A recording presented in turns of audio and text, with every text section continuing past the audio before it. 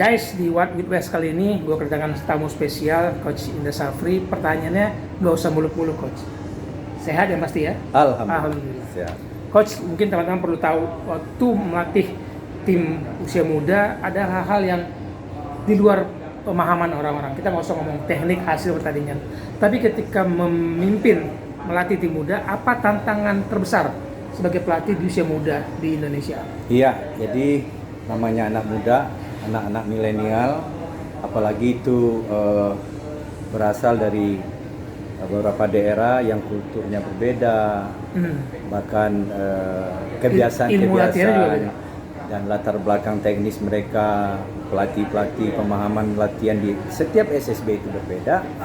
Tentu tantangan pertama ya itu tadi, ada dua tantangan sebenarnya, tantangan teknis kita bisa latih, tapi yang kedua tantangan bagaimana dia punya karakter, punya mental yang benar-benar bisa nanti karakter-karakter tersebut kita satukan menjadi satu.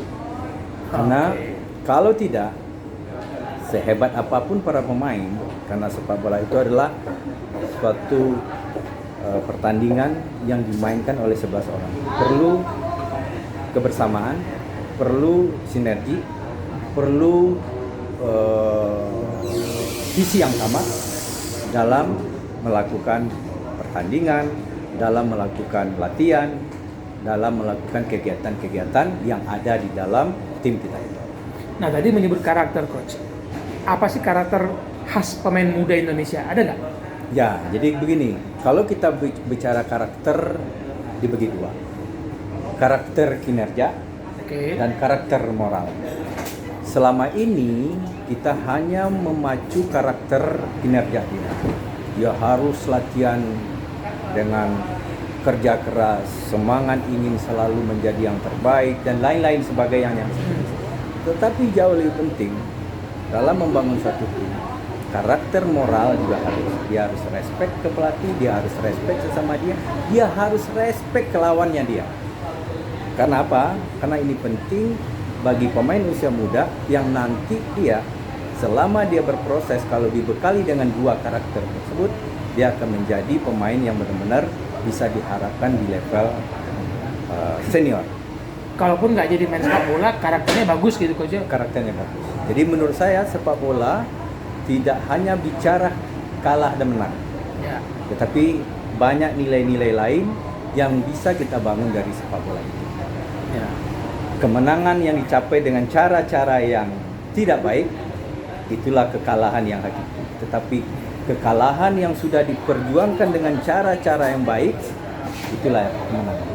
Kekalahannya berlanjut terus di usia muda sampai senior pemudanya, bukan hanya di lapangan, kalah dalam sebagai manusia begitu. Kalah sebagai manusia. Kalau bisa pemain sepak bola tidak bisa dia lanjut di sepak bola, tapi di tengah-tengah masyarakat dia bisa eksis. Nah, pertanyaan yang simpel tapi unik. Coach, waktu memilih kapten di tim usia muda itu apa kriterianya? Bagaimana Anda melakukannya? Acak dipilih atau konsensus bagaimana? Jadi bicara kapten, bicara kepemimpinan. Ya, karena lanjut yang tadi karakter tadi kan. Kita akan pasti akan melihat satu, dia memang punya kelebihan dari yang lain. Baik itu dari sisi teknis, baik itu dari sisi dia bagaimana dia bisa mengayomi atau bergaul dengan semua anak tadi yang bermacam kultur tadi. Yang terakhir tentu dia bisa menerjemahkan pesan-pesan kita sebagai pelatih. Tetapi pernah saya lakukan secara demokratis, kita minta para pemain untuk memilih kapten yang dia senangi. Mungkin akan muncul 1-3 nama, dari situ kita diskusikan dengan staf pelatih dan situ kita tunjuk.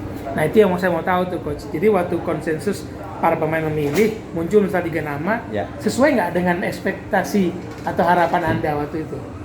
Sangat sesuai. Dan memang saya selalu dari dulu setiap melakukan pemilihan pemain, kan kita butuh nih banyak informasi tentang anak tersebut. Saya melakukan psikotes. Di psikotes itu akan tercermin karakter, kepemimpinan dan lain-lain sebagainya. Dan dari situ apa yang dipilih oleh teman-temannya dia itu dikuatkan oleh hasil psikotes dan diskusi kita di internal kepelatihan.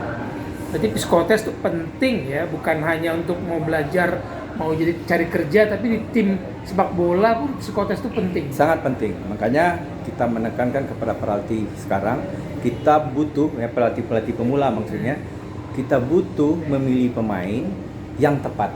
Untuk itu perlu banyak informasi tentang pemain, kesehatannya, psikotes dan lain sebagainya, dan terutama kemampuan teknisnya. Oke. Thank you banget Coach. Siap. Waktunya singkat tapi harus kita manfaatkan ilmunya, informasinya. Sampai ketemu lagi di One with West berikutnya. Salam bola untuk kebaikan.